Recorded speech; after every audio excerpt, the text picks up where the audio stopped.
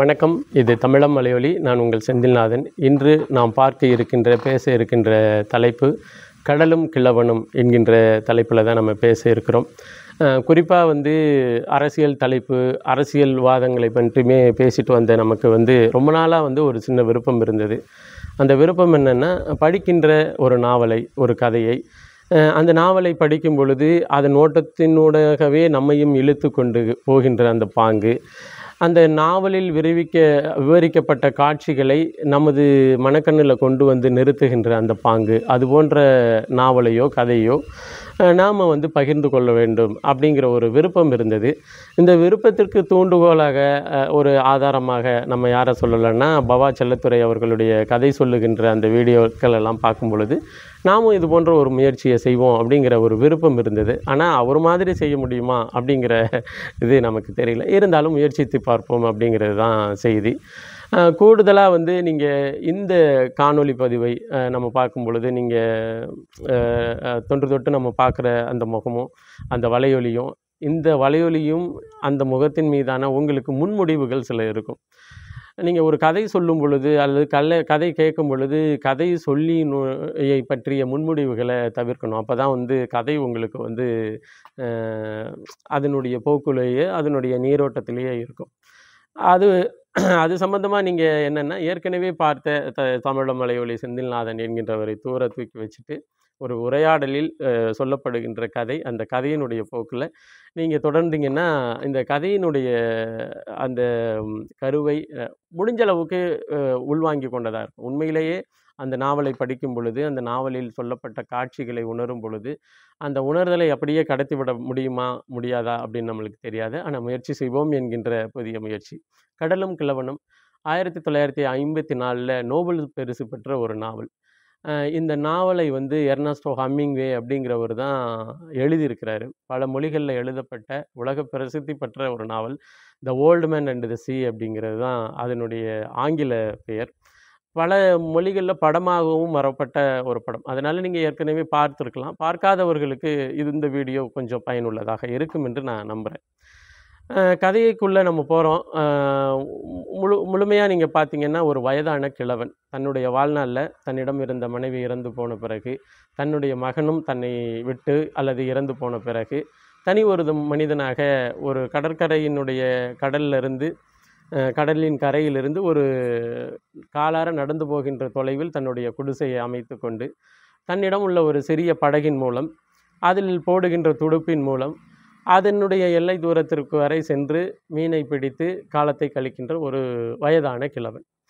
அந்த கிழவனுக்கு எப்பயுமே என்னென்னா, வயதான ஒரு மனிதனுக்கு பேரப்பிள்ளைகள், அதாவது உறவு வழி பேரன் இல்லாட்டினா கூட தாத்தான்னு சொல்லி அழைக்கக்கூடிய நிலையில் ஒரு சிறுவன், அவனும் இவரோடு உறவாக நிற்கின்றவன். சிறுவயதில் இவரோடையே சென்று மீன்பிடியை எப்படி பிடிக்கிறது என்கின்ற தொழிலை கற்றுக்கொண்டவன். இப்போது சமீப காலமாக அவனோட அந்த வயதான கிழவனோட மீன் பிடிப்பதை நிறுத்தி கொண்டான். நிறுத்தி கொண்டதற்கு காரணம் அவனுடைய தந்தையார் சொல்கிறாரு, நீ அந்த வயதான கிழவனோடு மீன் பிடிக்க போகாத. சமீப காலமாக அவனுடைய படகு அதிர்ஷ்டம் இல்லாமல் இருக்குது. அவனுடைய படகில் ஒரு மீன் கூட மாட்டுவது இல்லை. அவனுடைய தூண்டிலில் ஒரு மீன் கூட சிக்குவதில்லை. இந்த சூழலில் நீ தொடர்ந்து அவரோடு மீன் பிடிக்க போகிறது உன்னையும் அதிர்ஷ்டசாலியாக மாற்றாமல் துரதிர்ஷ்டசாலியாக மாற்றிடும் அப்படிங்கிற ஒரு கட்டளை அப்பாவுக்கு. இருந்த பொழுதும் தாத்தாவின் மீது மிகப்பெரிய அன்பு கொண்ட ஒரு சிறுவனாக இருக்கிறான். இந்த கிழவனுடைய படகு பயணமும் சற்றேறக்குறைய 83 நாட்களை கடந்துருது. 83 நாட்களும் தன்னுடைய தூண்டிலில் ஒரு மீன் கூட அவனுக்கு மாட்டலை. கடலுக்கு போவது, தன்னால் முடிந்தவரை தூண்டிலில் போடுவது, மாலை வரை அல்லது இவன் இருக்கும் நேரம் வரை ஒரு மீன் கூட மாட்டுவதில்லை, திரும்பி வந்து விடுவது. இப்படியே 83 நாட்கள் கடந்துருது. 84வது நாட்களும் போயிட்டு ஒரு மீன் கூட சிக்கலை. ரொம்ப வருத்தப்பட்ட நிலையில் சேர்றான். இவன் சேரும் பொழுது கடற்கரையில் இவனுக்காக காத்திருந்த அந்த சிறுவன் அவருடைய அந்த தூண்டில்கள், அந்த சின்ன வலை, அந்த சிறிதாக சொருவப்பட்டிருக்கின்ற அந்த பாய்மர சுருள் எல்லாத்தையும் அவருடைய எடுத்துக்கிட்டு அவருடைய குடிசைக்கு வரான். குடிசைக்கு வந்த பிறகு பேசிக்கிட்டே வர்றாங்க. நிறைய உரையாடல்கள் நடக்குது. வந்த பிறகு, "வா என்ன நீ காப்பி குடிக்கிறியா? அதாவது காஃபி குடிக்கிறியா? எதுவும் குடிக்கிறியான்னு?" கேட்கறதுக்கு, நான் தண்ணி குடிக்கிறேன்னு அந்த தாத்தா சொல்லிர்றாரு. அதன் பிறகு அந்த தாத்தா வந்து உணவு எடுத்துக்க சாப்பிடு அப்படின்னு இந்த பேரன்ட்ட கேட்கும் பொழுது, பேரன் வந்து என்ன சாப்பாடு இருக்கு? வழக்கம் போல புழுங்கல் அரிசி, சோறு இதுதான் இருக்கு அப்படின்னு சொல்லலாம். உண்மையில் அது போன்ற எந்த உணவுப் பொருள்களும் அங்க இல்ல. ஏன்னா 84 நாட்களாக எந்த மீனும் பிடிக்காத ஒரு கிழவனிடத்தில் அதிகபட்சம் குடிக்கிற தண்ணீரை தவிர எதுவும் இல்ல அப்படிங்கிறது அந்த பேரனுக்கு தெரியும். அவன் என்ன செய்றான், இந்த உரையாடல்கள்ல அவருடைய மனசு வருத்தப்படக்கூடாது என்று அவரிடந்து இதுன்னுட்டு, "நீ கொஞ்ச நாழி இரு, நான் உனக்கு உணவு எடுத்துட்டு வரேன். நான் உயிரோடு இருக்கும் வரை நீ ஒரு நாள் கூட உணவில்லாமல் கடலுக்குள் போகக்கூடாது. சாப்பிடாம நீ கடலுக்கு போகக்கூடாது." அப்படின்னு சொல்லி இந்த பேரனானவன் வந்து ஹோட்டல் மாடி ஹோட்டல்ல இருந்து இவருக்கான சாப்பாடுகள வாங்கிட்டு வர்றான். 2 பேரும் சாப்பிடுறாங்க. அடுத்த நாளுக்கு கா விடியற் காலைக்குள்ள இந்த தாத்தா வந்து மீன் பிடிக்க போகணும். மீன் பிடிக்க போவதற்கான அந்த மீன்ல மாட்டுவதற்கான புழுக்கள், அப்புறம் அதன் மீது செலுத்தப்படுகின்ற ஒரு வாசனை பொருட்கள், இது எல்லாத்தையும் வாங்கிட்டு வந்து வைக்க வேண்டிய சூழல். இவன் தன்னிடம் இருக்கிற 2 புழுக்கள, அதாவது தூண்டிலுக்கு தேவையான புழுக்கள நான் உனக்கு தாரேன் அப்படின்னு சொல்றான். "இல்ல, இல்ல உனக்கு பயன்படும் வேண்டாம்" அப்படின்னு கிழவன் மறுக்கிறான். இருந்த பொழுதும், "இல்ல நான் உன் கூட வராட்டினாலும் இது உனக்கு பயன்படும்" அப்படின்னு சொல்லி அந்த மீன்களுக்கு பிடிப்பதற்காக கோக்கின்ற அந்த புழுக்கள குடுத்துட்டு, வந்து அதிகாலையிலேயே கிழவன் எழுந்திரிச்சர்றான். எழுந்திருச்சு நேரா போயி அந்த பேரன், அந்த சிறுவயது உடையவன எழுப்புறான். அத வீட்டுக்கே தெரியாம வீட்டில விட்டு திறந்த வெளியில இருக்கிற அந்த கதவை திறந்து கொண்டு முன்னாடியே படுத்திருக்கின்ற அவனை எழுப்பிட்டு வர்றான். வந்து 2 பேரும் வந்து ஒரு அந்த கட்டன் சாயான்னு சொல்ற அந்த சாயாவ "நீ குடி, நான் உனக்கான பொருள்கள எடுத்துட்டு வரேன்" அப்படின்ட்டு இந்த சிறியவன் கொண்டு வந்து பொருள்களோட வச்சு மு கிழவன வந்து கடலுக்கு அனுப்பிர்றான். கிழவன் வந்து கடல்ல பயணிக்கிறான். அ வழக்கமாக போகின்ற தொலைவை விட கூடுதலான தொலைவு போறான். மற்ற அங்க இருளை பொறுத்தவரையிலும் கடல் வந்து மிக அமைதியாக இருக்கும். அந்த காட்சிகள் எல்லாம் அந்த புத்தகத்தில விளக்கப்பட்ட விதம் வந்து ரொம்ப செழிப்ப தரும். அ நடுக்கடலுக்கு போறான். வானத்தில இருக்கிற மீன்கள், அதனோடு பேசுகின்ற அந்த பாங்கு, அந்த மீன்களினுடைய அமைப்பை வைத்து இவன் செல்லுகின்ற திசையை உறுதி செய்கிறான். அ விடியற் காலை வந்துருது.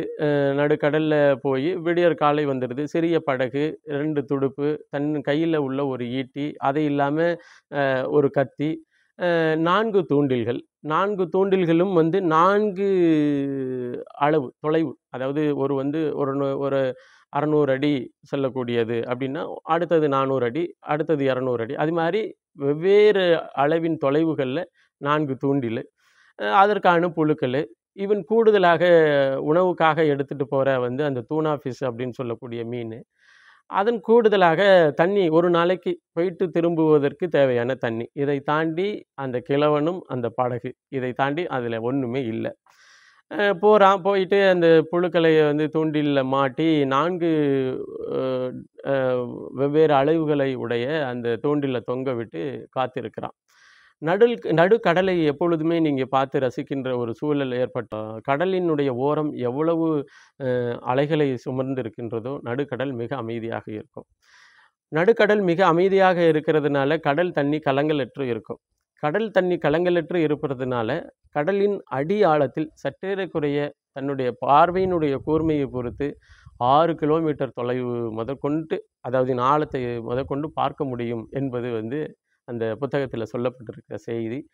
இவன் வந்து எறா மீனினுடைய எண்ணெய், அதாவது எறா மீனினுடைய எண்ணெய் குடிக்கின்ற பழக்கம் உள்ளவன் இந்த கிழவன். அதனால அவனுடைய பார்வையினுடைய கூர்மை வந்து மிக அதிகம்.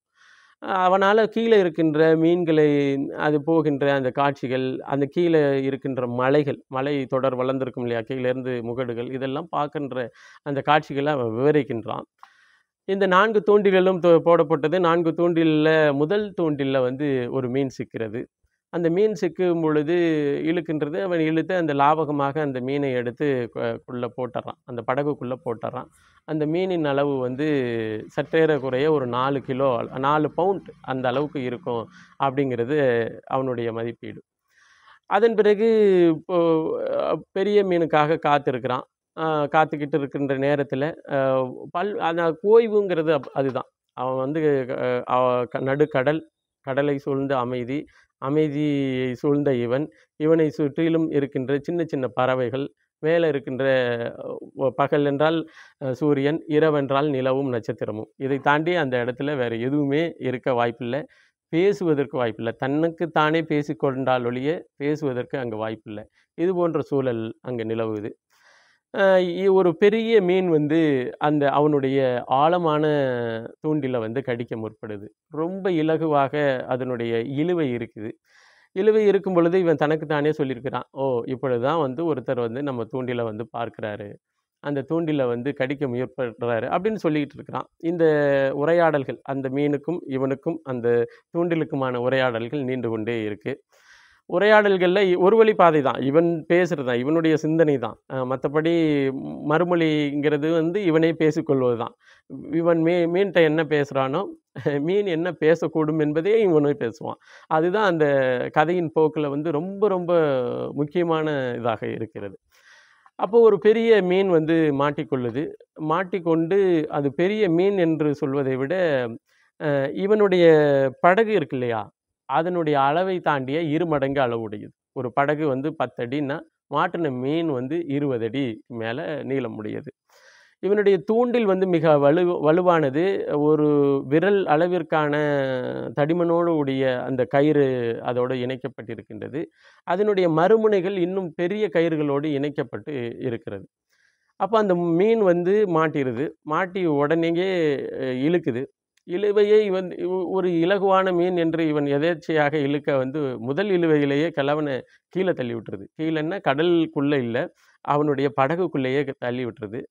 தள்ளி விடும் பொழுது அந்த படகினுடைய எட்ஜில இடிச்சு ஒரு லேசான காயம் அந்த கிழவனுக்கு வருது. அதை துடைத்துக்கொண்டு அந்த ரத்தம் வந்தும் வராம ஒரு காயம். அந்த கையில இருந்த தூண்டில் கயிறு வந்து வெடுக்கமாக இழுத்ததுனால அவன் கையில வந்து காயம். அந்த ஒரு கை மரத்து போகுது. இன்னொரு கையில லேசா தாங்கிட்டு, இந்த கைய மரத்து போகாம இருக்கணும் அப்படிங்கிறதோட கவனத்தில இருக்கிறான். மீன பொறுத்தவரையிலயும் வந்து மாட்டிக்கிட்டோம் அப்படின்னு சொல்லி இழுவையா இருக்கும். அதன் பிறகு அது கொஞ்சம் அமைதியா இருக்கும். இருக்கின்ற தொலைவிலேயே தன்னுடைய பயணத்த அந்த மீனும் தொடருது. மீனுடைய அந்த போக்கு இழுவைக்கு தகுந்த மாதிரி தன்னிடம் உள்ள அந்த கயிற உள்ளுக்கு விட்டும், மேலே இழுத்து பிடிச்சும் அப்படியே இந்த மீனுக்கும் இவனுக்குமான போராட்டம் தொடருது. இதற்கு இடையில அவனுக்கு சற்றேறக்குறைய ஒரு பகல் வந்து அந்த இரவு வந்துருது. இரவுனுடைய அந்த உச்சி நிலவ பார்க்குறான். விண்மீன்கள பார்க்குறான். விண்மீன்கள பார்த்து இவன் பேசுறான். "நீ வந்து எந்த திசையில இருக்கிற? நான் இப்படியான ஒரு சூழல்ல மாட்டியிருக்கிறேன். என்னை பொறுத்தவரையிலும் எனது கைகளும், கால்களும் மிக வலுவாக இருக்கின்றது. என்னுடைய மூளையும் சோர்வற்று இருக்கின்றது. ஆனாலும் எனக்கு வந்து இப்பொழுது தூக்கம் தேவைப்படுகிறது. நான் தூங்காமல் இருந்தால் அதிகாலையில என்னுடைய சிந்தனை வெவ்வேறதா மாறும். என்னுடைய உடல் வலுவற்று போகும்." அப்படின்னு அந்த நட்சத்திரத்துக்கும் இவனும் உரையாடல்கள் நிகழுது. அப்போ ஒரு தூக்கம் ஒரு ஒரு குட்டி தூக்கம். அந்த குட்டியின் தூக்கத்தினோட அந்த மீன் வந்து அவன இழுத்து விட்டுருது. இழுக்கும் பொழுது இவன் சரியாயிர்றான். அதிகாலை இது போல இரவு முழுமைக்கும் மீன் இழுவைக்கும், இவன் அதற்கு தகுந்தாற் போல கயிற விடுறதுக்கும், அதற்கான அந்த போராட்டம் தொடருது.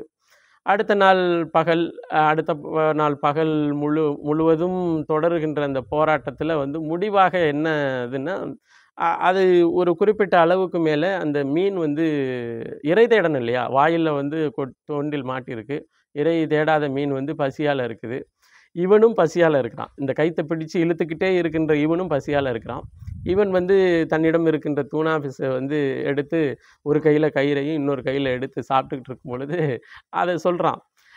என்னுடைய நண்பா, 85 நாள் கழிச்சு என்னுடைய வலையில மாட்டியிருக்கிற. உன்னை வந்து எப்படி போனாலும் நான் கொன்றே தீருவேன். நான் உன்னை நண்பன் என்று சொல்லுவது வேறு. நான் தூண்டிலில் அகப்பட்ட உன்னை வென்று, கொன்று கரைக்கு இழுத்துட்டு போறதுங்கிறது வேறு. நான் செய்யறது பாவமா? அந்த போராட்டம் அவன் மனசுக்குள்ள நடக்கின்ற போராட்டத்தை வந்து மிக மிக அற்புதமாக பதிவு பண்ணியிருப்பாங்க. அந்த நாவல் போக்குல பதிவு பண்ணியிருக்கும். அதன் பிறகு அவன் சாப்பிடுகின்ற அந்த மீன் துண்டு ஏற்கனவே உள்ள மீன் துண்ட எடுத்து சாப்பிடும் பொழுது, அவன் சொல்றான், "நீ சாப்பிட்டியோ, சாப்பிடலையோ?" அப்படிங்கிறதெல்லாம் அதில உரையாடல்ல பேசிட்டு வருவான். அப்புறம் அடுத்த போராட்டம் தொடர்கிறது. அடுத்த நாளும் தொடர்கிறது. அடுத்த நாள் இவனுக்கு உணவு இல்ல. ஒரே ஒரு இவனுக்கான அந்த மீன் வந்து தீர்ந்து போயிருச்சு எடுத்துட்டு வந்தது. அங்க கடல் பன்றிகள், பறக்கும் மீன்கள் வந்து நடுக்கடல்ல பறக்கின்ற அந்த பாங்கு இருக்கின்றது. அதில ஒண்ண பிடிச்சு கட் பண்ணி சாப்பிட்றான். இப்போ ஒரு வழியாக அந்த பெரிய மீனுக்கும் இவனுக்குமான போராட்டம் ஒரு முடிவு நிலையை எட்டுகிறது. பலவாறு அந்த மீன் வந்து வானுக்கு ஏறி குதிக்குது. இவனுடைய சிறிய படகால் அதனுடைய இழுவையை தாங்க முடியல. தன்னுடைய பலம் கொண்ட அளவுக்கு கைகளை இறுக்கி பிடிச்சி இழுக்கிறான். கயிறுகள் தொடர்ந்து கையில இறுக்கப்பட்டதனால கையில வந்து வார் வாரா கிழிச்சு ரத்தம் ஓடுது. இது எல்லாத்தையும் தாண்டி தன்னுடைய கால் சோர்வுறுது. தொடர்ந்து இந்த போராட்டத்திலே இருக்கிறதுனால தனக்கு மயக்கம் விட்டு விட்டு வருது. பார்வை தெளிவற்று தெரியுது. இந்த சூழல்ல இறுதிக்கட்ட போராட்டத்தை இது நெருங்குது.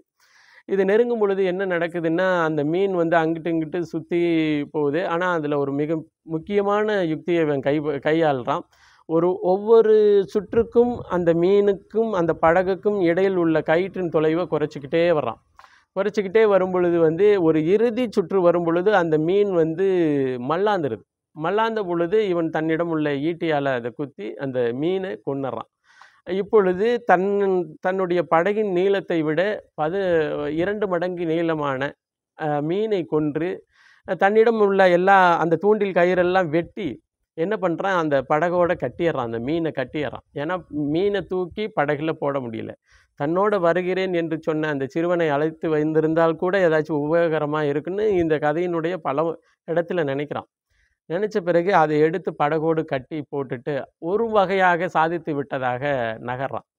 நகரும் பொழுது என்னென்னா, அந்த மீன் ஏற்கனவே தூண்டில் மாட்டப்பட்ட அந்த இடம் கிழிஞ்சு இருக்கு. வாய் கிழிஞ்சு ஒரு பெரிய மீனினுடைய உடல் முழுமைக்கும் உள்ள ரத்தம் வந்து கடல்ல கலக்குது. சற்றேறக்குறைய அந்த படகு நின்ற 1 கிலோமீட்டர் தொலைவு முழுமைக்கும் அந்த மீனினுடைய ரத்தம் வந்து கடல்ல கலந்துருது. இந்த பாய்மர கப்பலை வந்து விரிச்சு விட்டு தன்னுடைய கரையை நோக்கிய போக்கை வந்து இவன் தொடர்றான். தொடரும் பொழுது இந்த மீனினுடைய படகு வந்து மீனோட சேர்த்து கட்டிருக்கு. படகுக்குள்ள மீன் இல்ல. மீன் வந்து தனியா படகோடு சேர்த்து கட்டப்பட்டிருக்கின்ற சூழல் தான். வழக்கமா கடல்ல வந்து பெரிய இரத்த கறைகள் இருந்துச்சுன்னா, அத தேடி மற்ற மீன்கள் வரும். இப்போ இது முடிஞ்சிருச்சு அப்படின்னு சொல்லும் பொழுது, இனிமேல் தான் போராட்டம் இவனுக்கு தொடங்குது அப்படிங்கிற ஒரு சூழல். ஒரு பெரிய சுறா மீனு, இவன் ஏற்கனவே படகோடு கட்டப்பட்டு இருக்கின்ற அந்த மீனை கடிக்கிறதுக்கு வந்துடுது. வந்து மோதல் நடக்குது. தன்னிடம் உள்ள ஒரு பெரிய ஈட்டியால என்ன பண்றான், வந்து அந்த சுறா மீனினுடைய நெத்தியில அதனுடைய மூளை இருக்கின்ற இடத்துல ஆக்ரோஷமா தாக்குறான். தாக்கும் பொழுது அந்த ஈட்டியானது அவனுடைய அந்த மீனுடைய மூளைக்குள்ள சொருகப்படுகிறது. மீனோடு சேர்ந்து அது ஓடிருது. அந்த ஈட்டியோடு சேர்ந்து அந்த மீன் ஓடிருது. இப்போ தன்னிடம் உள்ள ஒரு ஆயுதம், அதாவது தூண்டில் போயிடுச்சு. தூண்டில் கயிறுகள் அறுத்து இந்த மீனை கட்டியாச்சு. தன்னிடம் இருந்த இன்னொரு ஆயுதமான ஈட்டியை ஒரு சுறா மீனை கொல்வதற்காக பயன்படுத்தப்பட்ட அந்த மீன் ஈட்டியோடு வேறு இடம் போயிடுச்சு. இப்போ தன்னிடம் இருக்கிறது ஒரு 2 துடுப்பும், ஒரு கத்தியும் தான் இவனோட இருக்குது. சரி, ஒரு மீன் போயிருச்சு அப்படின்னு நினச்சிக்கிட்டு கொஞ்சம் தூரம் பாய்மர கப்பல், காற்று வேகமாக அடிக்கிறது. வேகமாக அடிக்கின்ற எதிர் திசையில், அந்த திசையில் காற்றின் போக்கு திசையில் வந்து படகு நகருது. படகு நகரும் பொழுது இவனுக்கு ஒரு முழிப்பு வந்துருச்சு. சரி, ஒரு சுறா மீன் வந்தது போல் இன்னும் தொடர்ச்சியாக வருவதற்கு வாய்ப்புண்டு அப்படின்னு சொல்லி இவன் சமயோகித புத்தியோடு என்ன பண்ணுறான்னா, தன்னிட்ட இருக்கின்ற அந்த இது இருக்கு இல்லையா, துடுப்பில் இந்த கத்தியையும் சேர்த்து கட்டிடுறான். வழக்கத்திற்கு மாறாக என்ன பண்ணுதுன்னா, ஒரு சுறா வந்த இடத்துல 2 சுறா மீன் வந்து இந்த மீனை திங்கிறதுக்கு வந்துடுது. ஒரு சுறா மீன் மேன்போக்காக வந்து கடிக்குது, அந்த படகை கடிக்குது. பெரிய மீன் கடிச்சு இழுக்கும் பொழுது அந்த படகானது ஆட்டம் காணுது.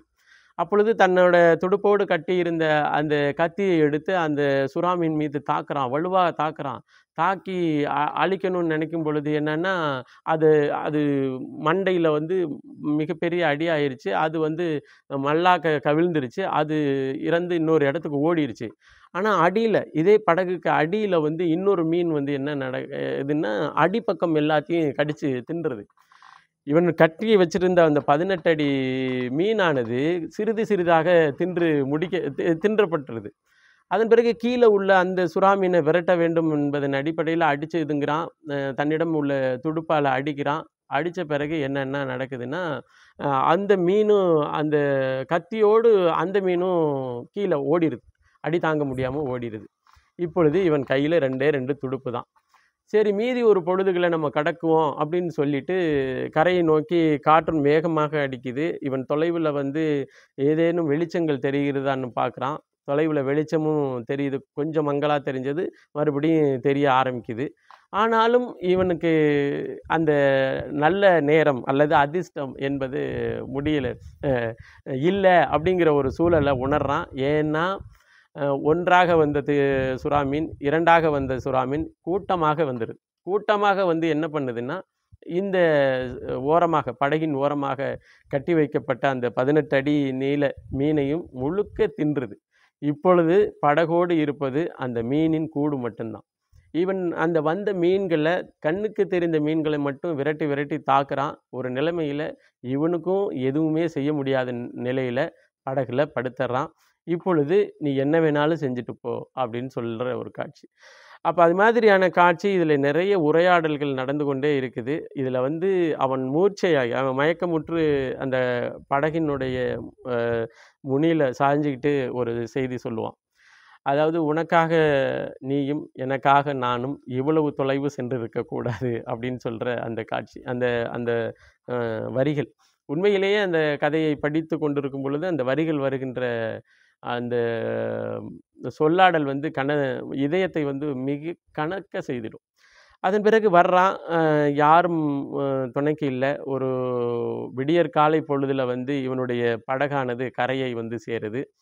தன்னால் எதுவுமே செய்ய முடியாத சூழலில் தன்னிடம் இருந்த தூண்டில் இல்லை, தூண்டில் கயிறு இல்லை, துடுப்பு மட்டும்தான் இருக்குது. கொண்டு வந்த அந்த 18 அடி நீளமுடைய மிகப்பெரிய மீனும் சதை இல்லை, வெறும் எலும்புக்கூடாக இருக்குது என்கின்ற சூழலில் தான் அவன் வந்து கரையை கடக்கிறான். கரையில் வந்து நின்றான். அப்போ தன்னிடம் உள்ள அந்த அந்த பாய்மரத்தை மட்டும் கலட்டி கொண்டு தூக்கிக்கிட்டு கொஞ்சம் தூரம் நடக்கிறான். அவனால் முழுசாக நடக்க முடியல. ஒரு இடத்துல உட்கார்றான். மறுபடியும் கொஞ்சம் தூரம் நடக்கிறான். அவனால் முழுசாக நடக்க முடியல. அப்படி இப்படி அவன் வந்து வீடை வந்து சேர்ந்துடுறான். அதிகாலை வருது. அதிகாலையில் வந்து பார்த்தா அவனுடைய படகு நிற்கின்றது. படகை சுற்றிலும் வந்து அந்த மீன் நிற்கின்றது. படகை சுற்றிலும் ஆட்கள் நிற்கிறாங்க. மீன் நிற்கல, ஆட்கள் நிற்கிறாங்க. ஆட்கள் நின்று வேடிக்கை பார்க்குறாங்க. அதுவரை அந்த கிழவனை வந்து அதிர்ஷ்டமற்றவன், அவன் வந்து எதற்கும் லாயக்கு இல்லாதவன் என்று பேசிய அந்த மொத்த ஊரும் வந்து நின்று வேடிக்கை பார்க்குது. ஒருவன் வந்து இறங்கி அதன் வாலிலிருந்து, அதாவது எலும்புக்கூடு, அந்த மீன் எலும்புக்கூடனுடைய வாலிலிருந்து தலை வரை வந்து அளந்து பார்க்க 18 அடிக்கு மேலே இருக்கும், எவ்வளோ பெரிய மீன் அப்படின்னு சொல்லி இதுங்கிறான். இந்த சிறுவன் வந்து இவரை தேடி வருகிறான். இவர் மூர்ச்சையாகி தூங்கிக்கிட்டு இருக்கிறாரு. ஐயோ, என்ன நடந்துச்சு? கை காலெல்லாம் பார்க்குறான். ரத்த கரையாக இருக்குது. காலெல்லாம் வந்து ரொம்ப ரத்தமாக இருக்குது. கையெல்லாம் வந்து விரித்து பார்க்க முடியாத அளவுக்கு ரத்தம் இருக்குது. நெஞ்சில் வந்து அடிபட்டு ரத்தம் இருக்குது. மூஞ்சியெல்லாம் கிழிச்சு ஒரு மாதிரியான ஒரு பயங்கரமான ஒரு சூழலில் இருக்கிறாரா, இறந்துட்டாரா அப்படிங்கிற ஒரு சிந்தனையில் வந்து அணுகிறான். வேக வேகமாக ஓடி போய் அவருக்குன்னு ஒரு காஃபியை வாங்கிட்டு வந்து பார்க்குறான். எப்படியாச்சும் முழிச்சிடுவாரா அப்படின்னு பார்க்குறான். முழிச்ச பிறகு வந்து நீ நீ எதுவும் சொல்ல வேணாம், இந்த காப்பியை மட்டும் குடி அப்படின்னு சொல்கிறான். அப்போது அந்த கிழவன் வந்து அந்த சிறுவனை பார்த்து, இப்போ கூட சொல்லு, என்னை அது ஜெயிச்சிருச்சு, நான் தோத்துட்டேன் அதுக்கிட்ட அப்படின்னு சொல்லுவான். நீ தோக்கல, நீ இது எல்லாமே நடந்தது, நீ ஒரு பெரிய மீனை பிடித்து அதை உன்னுடைய படகுல கட்டின பிறகு தான் நிகழ்ந்தது. அதனால நீ மீன்கிட்ட தோக்கல. அந்த மற்ற மீன்கள் தான் வந்து உன்னுடைய வெற்றியை பறிச்சுட்டு போயிருச்சு அப்படிங்கிற மாதிரியான நம்பிக்கையை ஊட்டுற செய்தி. அந்த கிழவன் வந்து இது பெருசாக தன்னுடைய தோல்வி 84 நாட்கள் கழித்து கிடைத்த ஒரு மீனையும் கூட பாதுகாக்க முடியலை அப்படிங்கிற வருத்தம் இருந்தால் கூட, இந்த இந்த சிறியவனோடு நடக்கின்ற உரையாடல், நாம் அடுத்து வந்து 2 பேரும் சேர்ந்தே மீன் பிடிக்க போவோம் அப்படின்னு இந்த சிறுவன் சொல்லுவான். அவன் அந்த வயோதிகவன் சொல்லுவான், இல்லை இல்லை, நான் அதிர்ஷ்டமற்றவன்கிறது உனக்கு இன்னும் தெரியலையா அப்படின்னு. உன்னுடைய அதிர்ஷ்டம் துரதிர்ஷ்டம்லாம் பிரச்சனை இல்லை. ஆனால் நான் உன்னுக்கிட்ட மீன் பிடிக்க கற்றுக்கொள்ள வேண்டியது நிறைய இருக்குது. அதனால நான் இனி உன் கூட தான் மீன் பிடிக்க வருவேன். நீ உன்னோட அதிர்ஷ்டத்தோடு வராவிட்டாலும் நான் என்னுடைய அதிர்ஷ்டத்தோடு வருவேன். என்னுடைய அதிர்ஷ்டம் வந்து அங்கே வேலை செய்யும் அப்படின்னு அந்த கிழவனுக்கு ஆறுதலாக இவன் பேசுவான். இதற்கு உன்னுடைய தந்தை ஒத்துக்கொள்ள வேண்டுமே அப்படின்னு அந்த கிழவன் கேட்பாரு. அதற்கு வந்து ஆ தந்தையை பத்தி இனி கவலை எனக்கு இல்ல. நான் பெரியவன் ஆயிட்டேன். இனி நான் சொல்றது தான் என் தந்தை கேட்க வேண்டும். நான் எப்படியும் உன்னோடு தான் படகுக்கு வருவேன் அப்படின்னு சொல்லுவான். இவ்வளவு பெரிய முயற்சி, இவ்வளவு பெரிய தோல்வி, இவ்வளவு பெரிய போராட்டங்களுக்கு அப்புறமும் அவன் அடுத்த நாள் நான் படகின் வழியாக மீன் பிடிக்க செல்வதற்கான தூண்டில்கள் இல்லை, கயிறு இல்லை, வலை இல்லை, அதற்கென்று போடுகின்ற மீன் துண்டுகள் இல்லை என்றெல்லாம் யோசிப்பான் அந்த அந்த வயோதிகன். அதன் பிறகு இந்த ஏற்பாட்டை எல்லாம் நான் பார்த்து கொள்கிறேன். மீன் பிடிப்பதற்கு காற்று எதிர் திசையில் வீசுவதால் 3 நாட்கள் 4 நாட்கள் விடுமுறை இருக்கு. அந்த விடுமுறைக்குள் உனது உடல்நிலையை நீ சரிபார்த்துக்கொள். மற்றதையெல்லாம் நான் பார்த்துக்கிறேன்னு அந்த சிறியவன் சொல்லுவான். இதுதான் இந்த கடலும் கிழவனும் என்கின்ற நாவல் சொல்லுகின்ற கதை. இதில் வெற்றி பெற்றது கடலா, கிழவனா அல்லது அதிர்ஷ்டமா அப்படின்னு சொன்னால், இதில் வெற்றி பெற்றது வந்து விடாமுயற்சி அப்படின்னு சொல்கிறது தான் இந்த நாவல் முடிகின்ற விதம். இந்த நாவலை படிக்கும் பொழுது ஒரு கடல் சூழலை ஒரு மனிதன் எவ்வாறெல்லாம் உள்வாங்கலாம், வானில் உள்ள நட்சத்திரத்தினுடைய வடிவமைப்பை பார்த்து திசை சொல்லுவது, நீர் வந்து அதாவது மீன்கள் நீந்துகின்ற போக்கை பார்த்து நீரோட்டம் சொல்லுவது, இது போன்ற பல அரிய கருத்துக்களை இந்த நாவல் பதிவு செய்து வச்சிருக்கின்றது. இன்னொன்று, இந்த நாவலினுடைய முதல் பக்கத்தை நீங்கள் படிக்க தொடங்குனீங்கன்னா 93 பக்கம்னு நினைக்கிறேன். அந்த 93 பக்கத்தையும் நீங்கள் படித்து முடிக்கின்ற வரை நீங்கள் கீழே வைக்க மாட்டீங்க அப்படிங்கிற உணர்வை இந்த நாவல் தரும். மற்றபடி இது ஒரு இது ஒரு நடை. அந்த அவர் எழுதியிருக்கின்ற அந்த உணர்வின் நடை வந்து நம்மள ஒரு பெரிய படம், ஹாலிவுட் மூவி பார்க்கின்ற காட்சி அமைப்புக்குள்ளே எடுத்துகிட்டு போகிற மாதிரியே உங்களை கடலுக்குள்ளே கூட்டிகிட்டு போய் அந்த கிழவனுக்கும் அந்த சுறாவிற்கும் நடக்கின்ற சண்டை காட்சிகளை காண செய்து, அதன் பிறகு அந்த சுறாவை தின்னுகின்ற மற்ற மீன்கள் வருகின்ற அந்த காட்சிகளை காண செய்து, கடைசியில் வந்து ஒரு தன்னம்பிக்கையோடு முடிகின்ற ஒரு காட்சியாக இந்த நாவலே உங்கள் கண் முன்ன கொண்டாந்து அந்த காட்சிகளை நிறுத்தி இருக்கும் அப்படிங்கிறத நீங்கள் இந்த நாவலை படிக்கும் பொழுது தெரியும். எனக்கும் அது போன்ற ஒரு உணர்வை தந்தது. அந்த உணர்வைத்தான் உங்களோடு பகிர்ந்து கொள்ள வேண்டிய சூழலாக அவசியமாக நான் கருதினேன். அதனால தான் இந்த பதிவு. ஒரு நல்ல புத்தகம், ஒரு நல்ல நாவல் நமக்கு பல மாற்றங்களை உருவாக்கும் என்பது ஒரு உண்மையாக ஒத்துக்கொள்ளப்பட்டதாக நான் நம்புவது. இந்த கடலும் கிழவனும் என்ற நாவலை படித்த பிறகு விடாமுயற்சி என்பதை தவிர இங்கே பெருசாக வெற்றி தோல்வி என்று எதுவும் இல்லை என்பதை மட்டும் என்னால் உணர்ந்து கொள்ள முடிந்தது என்பதை பதிவு செய்து, மீண்டும் ஒரு கதை சொல்வோம் வாங்க, கதை கேட்கலாம் வாங்க அப்படிங்கிற ஒரு கதையின் மூலமாகவும் இனி தொடர்ந்து நம்ம இணைவோம் என்று சொல்லி மீண்டும் ஒரு காணொளி பதிவில் இணைவோம். நன்றி, வணக்கம்.